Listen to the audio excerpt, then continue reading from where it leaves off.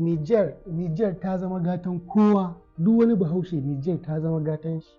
Ina 'yan Niger, ina 'yan Najeriya, ina 'yan Mali, ina 'yan Sudan, duk wani bahaushe da yake duniya. In dai kana duniya nan dai kai bahaushe ne, Niger ta zama gatan ka yanzu. Niger ta yi abin da shugabanni da yawa suka shuɗe ba su ba.